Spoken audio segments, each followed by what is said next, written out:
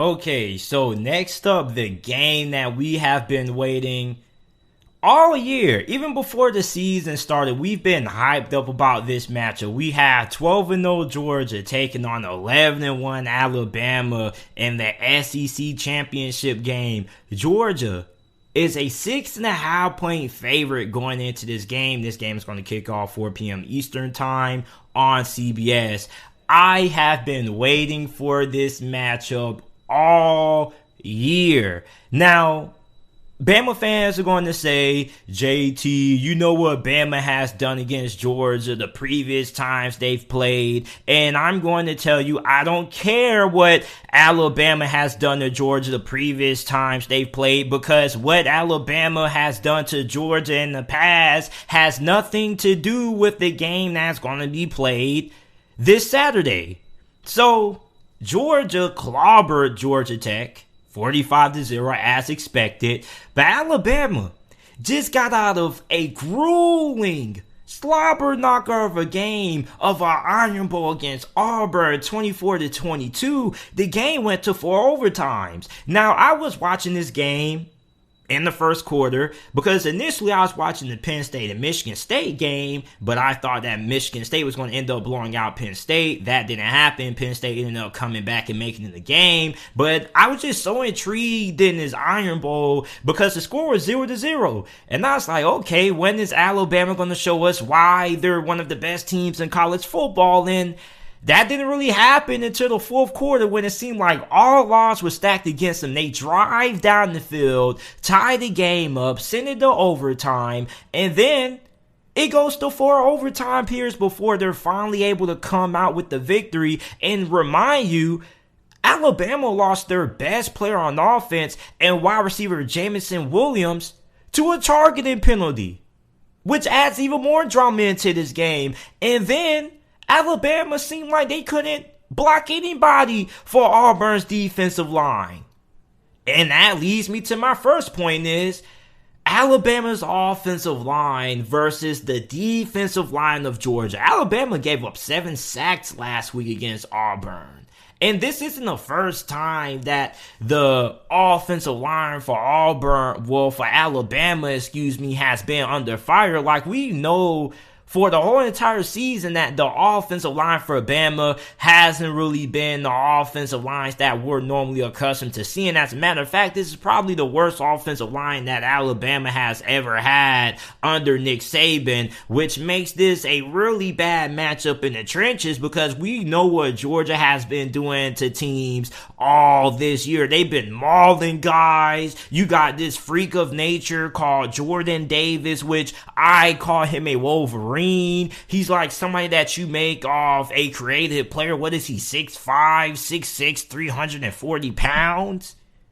Probably runs like a 4'8", 4'9". Like, how the hell do you block this guy? And if you're Nick Saban, how do you game plan for this? And I think that Nick Saban understands that this Alabama team is at a disadvantage up front. And I think that Nick Saban understands that this isn't the best Alabama team that he's had. As a matter of fact, this is probably one of the worst teams that he's had so far, which is why he kind of went about his post-game press conferences the way he has, because they barely escaped the way against Auburn. And in the post-game press conference, he was proud of his guys because they fought, and they fought hard when it seemed like all the odds were against them. And I understand that you test how good your team is when they face adversity. And Alabama faced a lot of adversity. And they're going to be facing a lot of adversity this Saturday when you're asking this offensive line to block these monsters led by Jordan Davis. Now, everybody's going to say, well, a lot of Alabama fans are going to say, JT, this game is going to come down to Stetson Bennett. Is Stetson Bennett good enough to beat an elite team like Alabama? And this has been the narrative with Stetson Bennett all this year. Is Stetson Bennett good enough to get Georgia over the top? Can Georgia win a national championship with Stetson Bennett? And is Stetson Bennett good enough to beat Alabama? that depends on how much Stetson Bennett is asked to do. If Stetson Bennett has to only throw the ball 20 or 19 times like he pretty much has had to done in pretty much every single game that Georgia has played, that doesn't really matter. What really a lot of people are asking is, if this game is put in a situation where Georgia can't run the football and they need Stetson Bennett to throw the ball 30, 35 times to win, is he capable of doing that? I don't know. I can't say I'm 100% sure he is. But if they're asking Stetson Bennett to manage the game and he just has to hand the football off and only throw the ball when need be to keep the defense off balance, then yes, he can. But if Stetson Bennett has to throw the ball and will Georgia to a win, I don't really know. Now, Alabama's pass defense has been criticized all this year. They've been, making a lot of changes in the secondary and whatnot. But their run defense has been really good. As a matter of fact, they have the third best run defense in all of college football, only allowing 81.9 rushing yards per game. Now, you can take and do whatever with that stat that you want to. You can say, well, JT, their run defense looks good on paper because everybody just throws the football on them. I can understand that, but you also got to understand that they have one of the best front sevens in all of college football. So when I look at this Alabama defense, the strength and heart and soul of this defense is Will Anderson. You also got Henry To'oTo'o. Like, you have a lot of talented guys in this front seven. And a lot of people are talking about how great Georgia's defensive line is and how great their front seven is. But not enough people are talking about just how good Alabama's front seven is. And if Georgia can't run the football in this game, then a lot of things change. Because Georgia has pretty much dominated everybody they played. They've had success running the ball on every single body they played. They've never been put in a situation where their back has been against the wall and they've had to throw the ball to win. So what if Georgia's put in that situation for the first time this year? And I don't think that Georgia's going to come in offensively and steamroll Alabama like they've done a lot of teams this year on the offense side of football. I feel like Alabama's going to come in and their defense is going to hold strong. So for me, I like when people say this game is going to be a blowout in Georgia's favor, I can understand why. Because Alabama defensively in the secondary has a lot of holes, and you look at the offensive line of Bama versus the defensive line of Georgia, obvious mismatch. But I feel like Alabama's defense is going to keep them in this game. And Alabama is also really good at getting pressure on the quarterback. Also, they're third in America in sacks per game. Like, a lot of people are talking about just how great this Georgia defense is, and they're nitpicking this Alabama secondary. They're basically saying Alabama's defense isn't good because their secondary isn't good, but they're overlooking a lot of the strengths of Alabama's defense. Their pass rush is really good, and they're really good against the run. And if Alabama is going to pull off the upset and they're going to win this game, the first thing they're going to have to do defensively is make sure that they shut down the run game of Georgia and force Stetson Bennett to beat them throwing the football. Let Stetson Bennett prove to not only you, but all of America, all of the college football world, that he has what it takes to elevate Georgia to a national championship, that he can go toe-to-toe with some of the superstar quarterbacks in college football. Because when you look at all of the quarterbacks who have won national championships, from Deshaun Watson, going back to, Joe Burrow, Trevor Lawrence, all the quarterbacks who have a lot of success in the playoffs of college football, all are considered to be above average or elite quarterbacks. Stetson Bennett, we look at him as average, maybe slightly above average. So for Alabama, the first thing you have to do is you got to make sure that you're shut down that run game of Georgia, and you got to force Georgia to beat you through the air.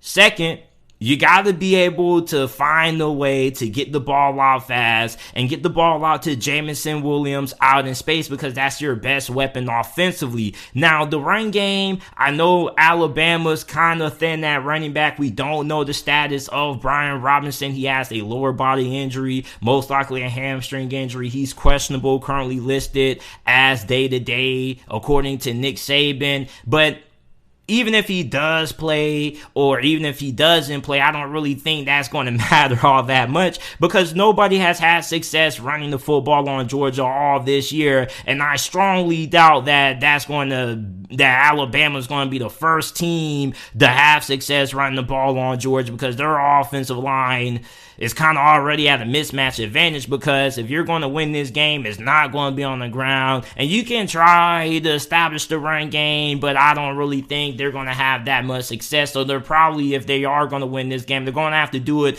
with Bryce Young. So how do you game plan, JT, when you're at a disadvantage up front? Because I tell you guys, football hasn't changed that much like a lot of people try to make it out to be, okay? At the end of the day, you got to be able to win up front if you want to win. And for Alabama, they're going to have to be able to find a way to somewhat try to hold their own up front. Now, I don't know how they're going to do that. Maybe you leave a couple of extra guys in the block. Maybe you block your running back, put another tight end there, and maybe you limit how many receivers you have on the field and put a little bit more protection. Maybe you go in max protection mode. I don't know, but for Alabama, they're going to have to find a way to slow down that Georgia pass rush. Now, Bryce Young does have a lot of mobility, so he's really hard to bring down because he's so slippery. So that's going to help them out a lot also.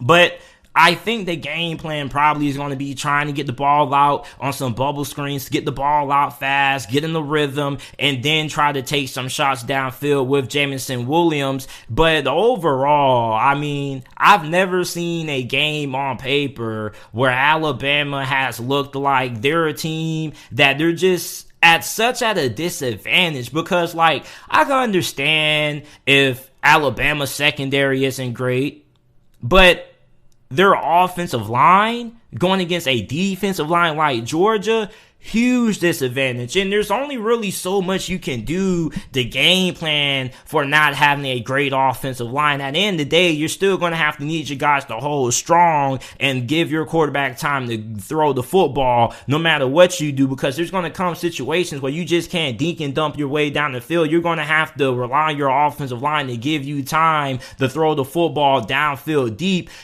So I'm taking Georgia to win this game. I think they win this game 17-24 is going to be my final score prediction in this game. I don't think that this is going to be a blowout, no matter how bad the offensive line for Alabama performs. The reason why is because I think that a lot of people are overlooking just how good Alabama's defense is, just because they've had some struggles in the secondary. Well, not some struggles. They've had a lot of struggles in the secondary. You look at what Arkansas did, but Alabama is going to play their best game of the season. They're going to come out with something to prove. They see the media talk. They see a lot of people doubting them like this is going to be their Super Bowl. Just like how Auburn played the game of the year against Alabama last week in the Iron Bowl. Just like how Arkansas played one of their best games against Alabama a couple of weeks ago.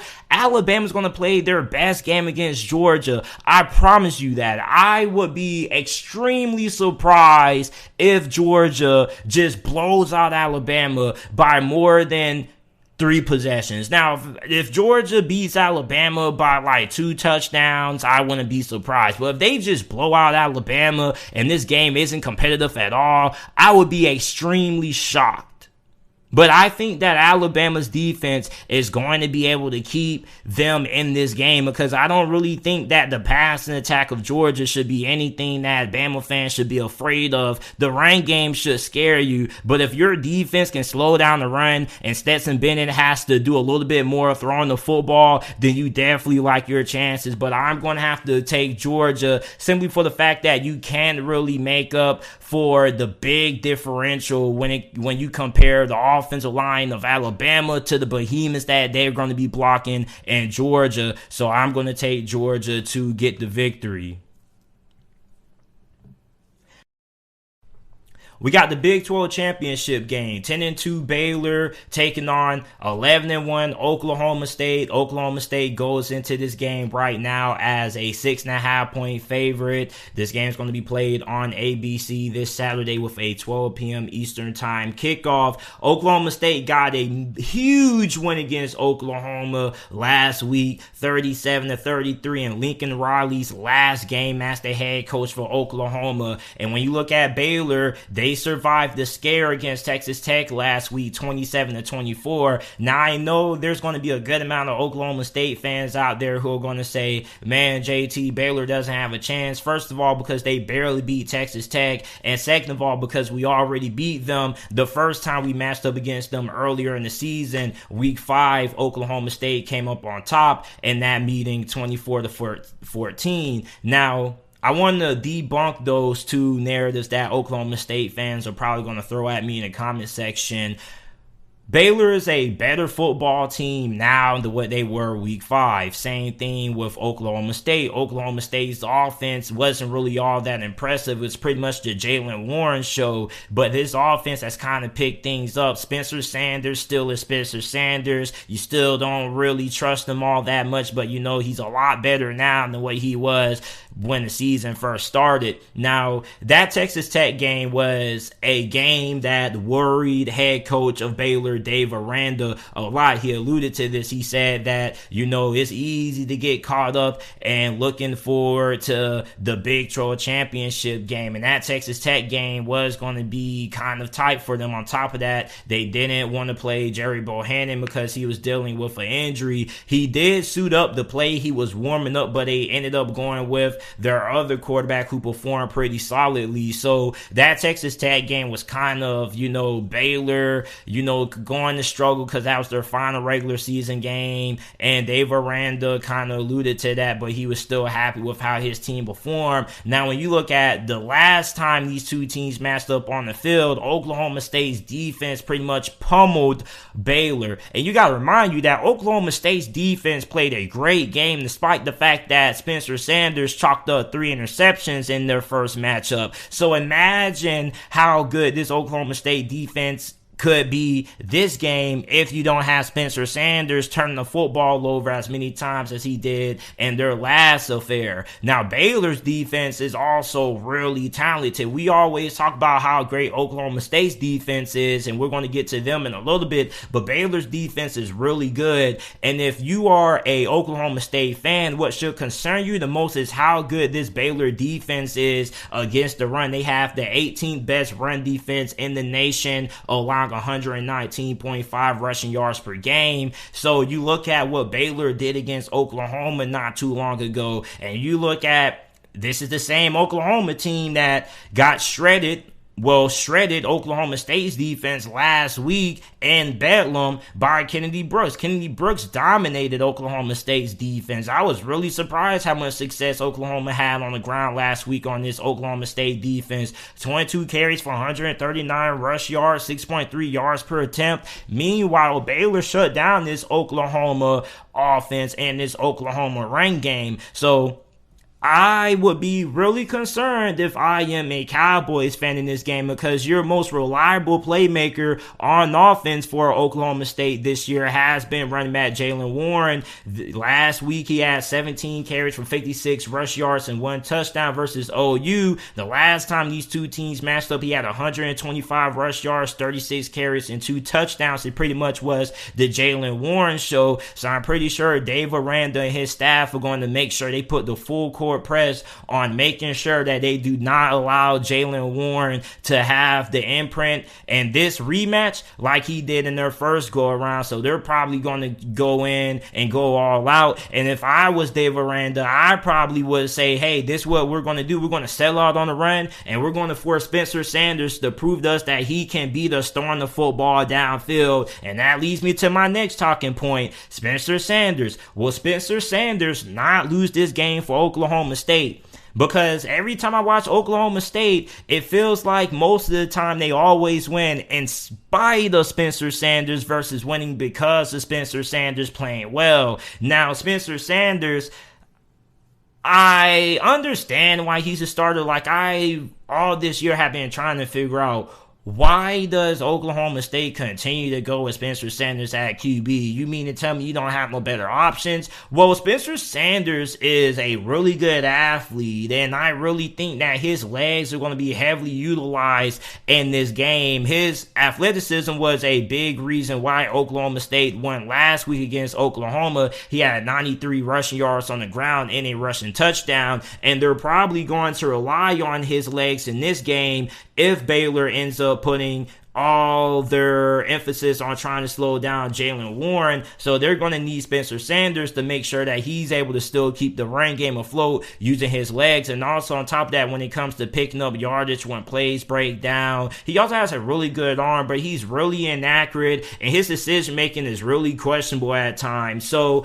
for Baylor, you pretty much got to just stop the run and force Spencer Sanders to beat you, because the more he throws the football, the more opportunities you have at forcing a turnover. And for Oklahoma State, you probably want to see Spencer Sanders throwing the ball as least as possible, because that's not really a great game plan, asking him to have to throw the football on a really great Baylor defense. Now, Oklahoma State's defense has been playing at a top 5 level all this year. I believe that this is a top 3, at worst top 5 defense that Mike Gundy has put on the field this year. They had 6 sacks last week against Oklahoma. Even though they got shredded on the ground, they were really good getting off the field on third down. They have the best third down defense in all of college football. They don't allow their opponents to convert on third down 23.72% of the time, which is outstanding. And when you look at Baylor, a team that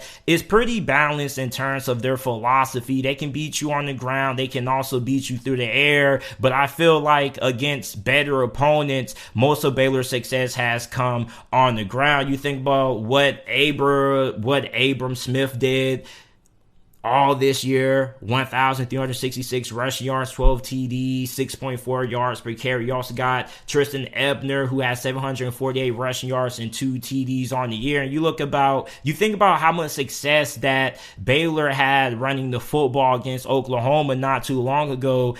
I feel like they're going to have to repeat that recipe if they're going to be able to beat Oklahoma State, because when you look at Oklahoma State, I feel like the strength of this defense is definitely the pass rush. They have multiple guys on this defense who can get after the quarterback and cause a lot of chaos. So I feel like their best chance of winning this game is going to be on the ground. And you saw what OU did last week on the ground, especially with the fact that you're probably going to have Jerry Bohannon in this game playing. You also got to take into account what he's able to do with his legs, so that's also going to help out the run game. So I feel like Baylor is probably going to have a better day running the football versus passing the football on this defense, and I don't really think it's a great recipe trying to throw the ball on this Oklahoma State defense. Feel like you got a better chance of running the football, and I feel like the same can be said when the roles are reversed. I feel like for Baylor Baylor defensively, I feel like the strength of this defense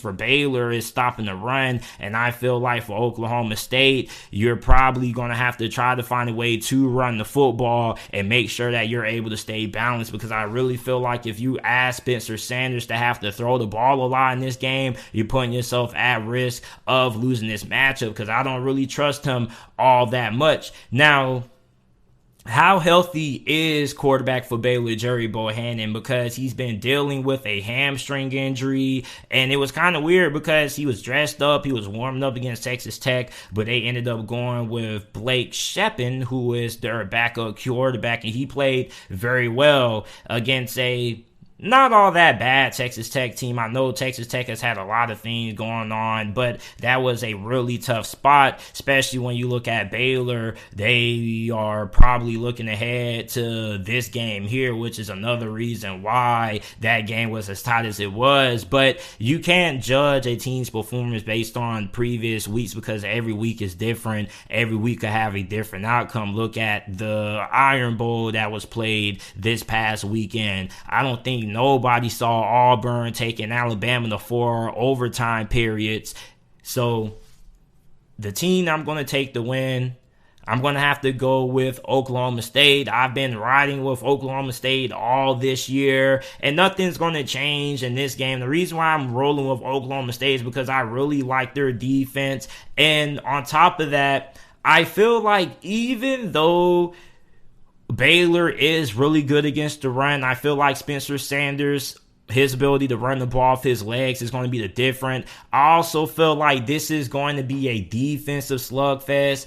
Probably going to be moderate scoring. I don't think we're going to have, like a 6-3 score or anything like that. But I really like Oklahoma State because you look at how good they are getting pressure on the quarterback. And I feel like this game is going to come down to which of these two quarterbacks, either Spencer Sanders or Bohannon, is going to be able to make the big throws when it matters. And I'm probably going to have to slide with Oklahoma State, even though I'm not really a big fan of Spencer Sanders. I just feel like the Oklahoma State defense is a lot better than Baylor's defense, and a lot of Baylor fans are probably going to disagree with that. They probably are going to feel like these two defenses are pretty much dead even, which I can understand that, but in passing situations, it will probably be a little bit more easier to throw the ball on Baylor's defense versus being able to throw the football on Oklahoma State's defense when you look at how great their front seven is when it comes to getting consistent pressure on a quarterback. So I'm going to take Oklahoma State to win this game.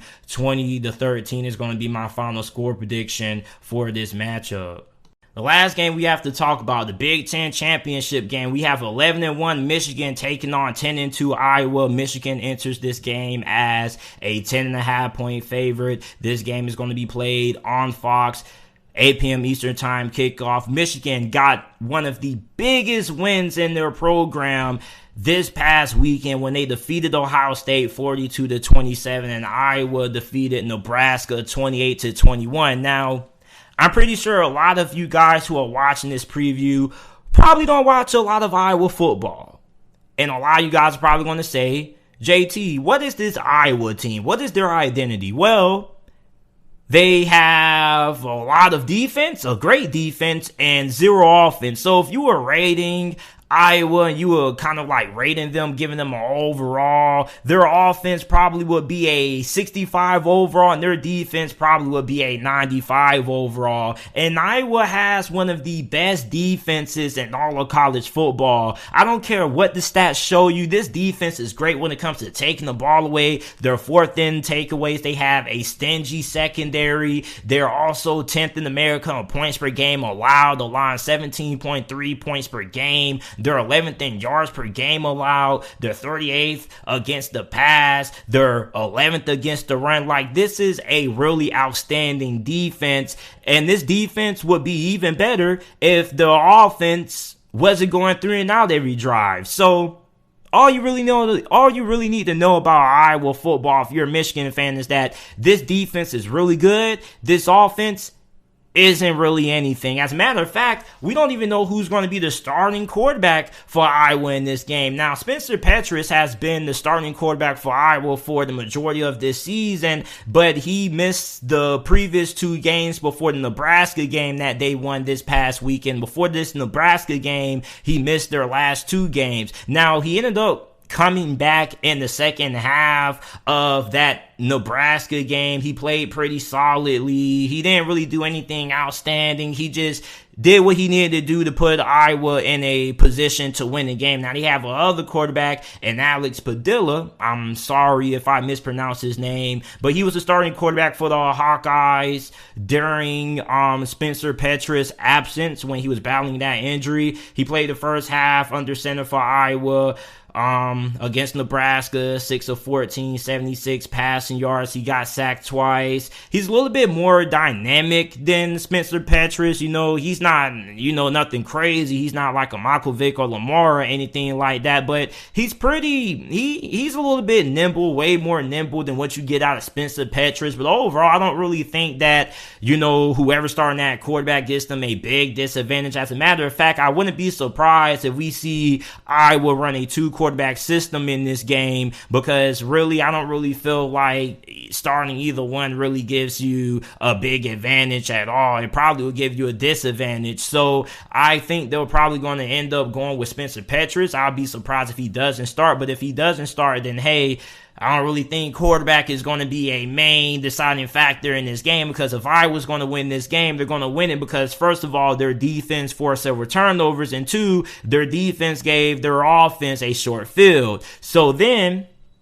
you're going to be asking yourself, okay, does Iowa have any playmakers on offense, JT? They have one. His name is running back Tyler Goodson, and he happens to be one of the best running backs in the Big Ten and one of the more underrated running backs in America. On the year, he has ran for 1,101 rushing yards, 6 touchdowns on 238 carries. So Tyler Goodson is probably going to get a lot of workload. He's probably going to get around 35 touches. They're probably going to run him a lot because that's really the only way they can really move the ball downfield. Now, that's going to be tough to do because Michigan, on the other hand, has one of the best defenses in all of college football. They're good against the run. They're good against the pass. So I'm pretty sure Jim Harbaugh is probably going to say, you know what, we're not going to let Tyler Goodson dictate the outcome of this game. We're going to force Iowa to have to beat us with whoever they have starting at quarterback. But Iowa's defense is going to have to come up big. They're going to have to force some turnovers. They're also going to have to come up big when it comes to special teams. Maybe they get a punt return or anything like that. But if you're an Iowa fan,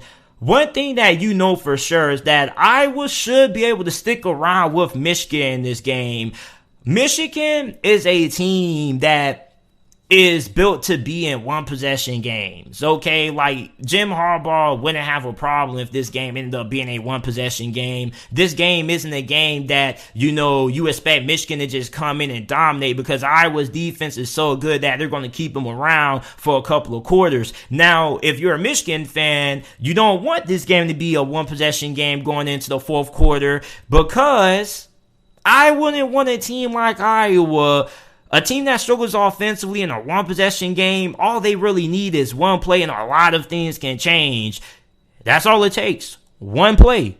So I wouldn't want a team like Iowa hanging around the fourth quarter. If you're Michigan, you probably want to go into the fourth quarter up 2 possessions. Because if Iowa gets down by more than 2 possessions at any point of this game, it's pretty much over. Because then you can't even attempt to run the football. You got to throw the ball to get back into the game. And then you're going to play it right into the hands of Michigan. And what is Michigan's strength? On their defense, their defensive line. You got Aiden Hutchinson, who alone by himself had 3 sacks against Ohio State. So I'm pretty sure if this guy had 3 sacks against Ohio State, I don't really think Iowa's pass protection is really going to stand a chance slowing down this Michigan pass rush. So they're probably going to have to make sure that this game doesn't get out of hand and that they're able to find a way that they're never down by more than 10 points so they can still run their offense. Because if this offense does get into the red zone, then they're most likely going to end up kicking a field goal, because I don't really trust their red zone offense that much, and I'm going to have a hard time seeing them having a lot of success running the ball on Michigan. So for Michigan, all you really need to do is to do what you've been doing all year. Iowa is probably going to hang around with you for a couple of quarters. They're definitely going to go into this game heavily motivated. Their defense is going to play really well. You might have a tough time running the football on Iowa because Iowa has a pretty good run defense. They're 20th in America in rushing yards per game allowing 122.5. So I'm pretty sure that this is going to be a dogfight. They're also they kind of have a similar mentality as you, because they're tough, they're physical, they're nasty up front. Everybody has a mean streak about them. So this game is going to be tough. It's probably not going to be a lot of scoring earlier on, but I am going to take Michigan to come up on top with the victory. I say Michigan wins this game 27-14 is my final score prediction in this game. And there are a lot of people who feel pretty confident about Iowa taking the upset. And I will understand that if Iowa actually had a pulse of an offense, but they haven't really had a pulse of an offense all year. So I find it hard to believe that they're going to score a lot of points on that Michigan defense. So even if me saying I was going to score 14 points may be a little bit more generous, and this game is going to be close, but I think Michigan is finally going to be able to break away in the fourth quarter, because eventually that Iowa defense is going to get gas from the offense going 3-and-out and not being able to sustain a lot of drives. So that's why I'm going to take Michigan to get the win. So you guys let me know who you guys have winning this game down in the comment section down below if you are watching this on YouTube. Also, make sure that you check out the JT Sports Podcast. Every video that's uploaded on the channel is available in audio format on every single podcasting platform: Google Podcasts, Apple Podcasts, Spotify Podcasts, wherever you get your podcasts from. The JT Sports Podcast is available. I appreciate you guys for listening, watching, and I will see you guys with another episode of the JT Sports Podcast. Let's go to the West Coast. We have the Pac-12 championship game featuring a rematch of 10-2 Oregon versus 9-3 Utah. Utah is a 3-point favorite going into this game. This game is going to be played on ABC this upcoming Friday with an 8 p.m. Eastern time kickoff. Now, the last time we saw these two teams play not too long ago, this was a one-sided affair. Utah beat Oregon 38-7, and it was a butt whooping. Viewer discretion is advised, because what I'm about to talk about is going to be kind of gruesome. It's going to be kind of graphic, because, man, Utah just imposed their will on Oregon in their last matchup. And I was watching the game with one of my homeboys at his crib, and he was like, dang, man, like that running back for Utah, Tavion Thomas, like he really looks up the part, and he stole the show in this last affair that they had. 94 rushing yards on 21 carries for 3 touchdowns. So you got to ask yourself, if you're Oregon, what are you going to do differently this time defensively? Because we know that Utah isn't really going to change anything offensively, because we know what Utah is as a football team. We know they want to run the ball 11, 12, 13 personnel. They're going to have a lot of heavy sets. They're going to have a lot of tight ends in the game, and they're just going to try to run the football and try to prove to you that they're a more physical football team than you. And that's what happened the last matchup. Utah was a more physical and more dominant team up front than Oregon, and that's not something that you really see out of Oregon when it comes to Mario Cristobal being a former offensive lineman. He puts a lot of emphasis in being really dominant and being really good up front, but the last time these two teams matched up, that wasn't the case. Now, Utah ran for 208 rushing yards as a team and held Oregon to 63 rushing yards as a team.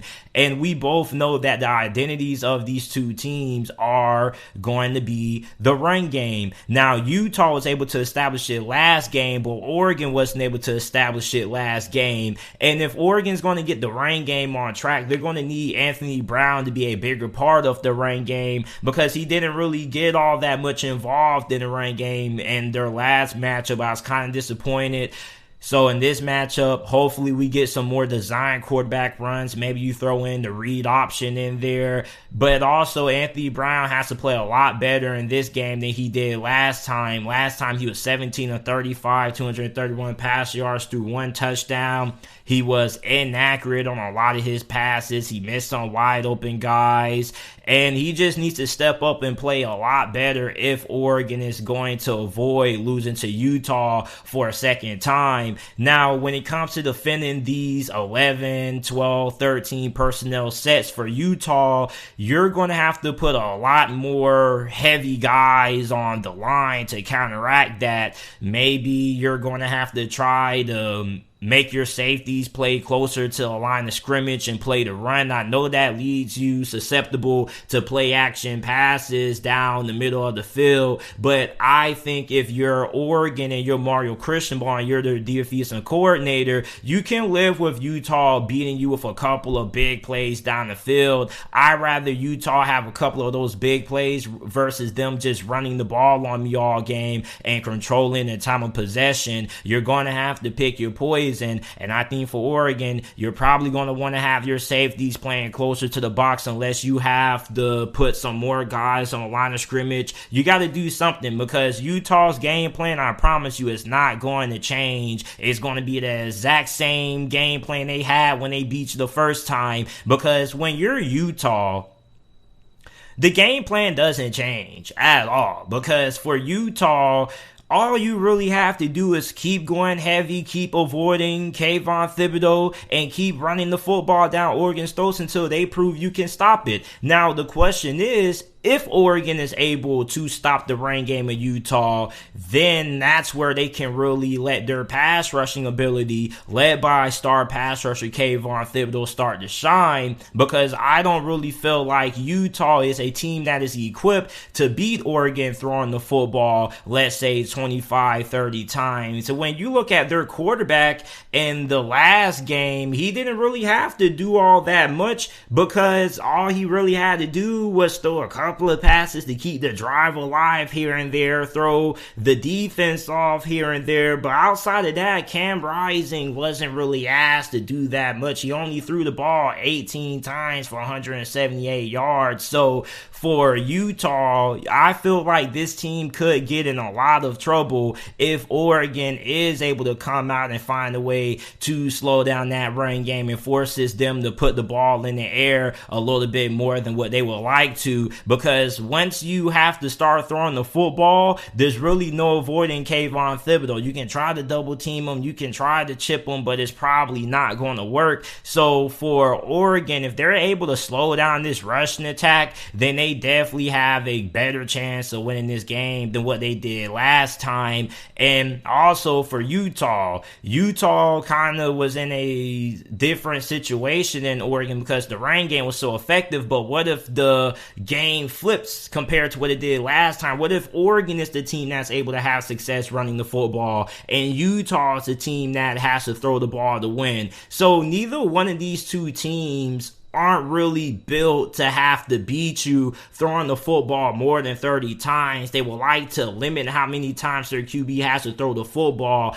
At max, Utah and Oregon probably want their two quarterbacks, if you ask their coach, probably throwing the football no more than 25 times this game. That's going to be the recipe. So my big takeaway from this game, my big question I have when it comes to keys to this game is going to be which team is going to have more success limiting the other team when it comes to the ground game. On top of that, the red zone defense for Oregon has to step up and it has to be a lot better. And Oregon has the 107th worst red zone defense in all of college football. Utah's red zone offense did a lot of damage last time they played. A lot of the points came inside of that red zone. So for Oregon, they're going to have to tighten up. And the reason for that was what I alluded to earlier with Utah having a lot of heavy 12-13 personnel sets. So for Oregon, you're going to have to get Utah coming away with field goals in the red zone instead of touchdowns. And Utah's red zone offense, if we're going by the stats, isn't really all that great statistically. But again, when you have one of the worst red zone defenses in college football, that's what happens. So you got to be better in that area. If you're Oregon, you also have to be better on special teams because Utah had a punt return touchdown. And I pretty much saw it coming. I already saw what it was. I think this happened before halftime. So Utah ended up having a big punt return touchdown before halftime. And after that play happened, I pretty much already knew how the game was going. So Oregon pretty much has to be better at all three phases of the game if they're going to be able to beat Utah and win the Pac-12 championship game. Now, for Utah, defensively, their linebackers played phenomenal, and I believe that their linebackers are going to continue to play phenomenally unless these offensive linemen for Oregon are able to find their ways to get down to them and get down to the second level, because that also was another big reason why Oregon didn't have a great time running the football on Utah last game, because their linebackers played phenomenally in terms of filling the gaps, filling those holes, and being able to clog those running lanes up for those running backs of Oregon not really being able to do too much, didn't really have all that much daylight. So the team I'm going to take to win this game,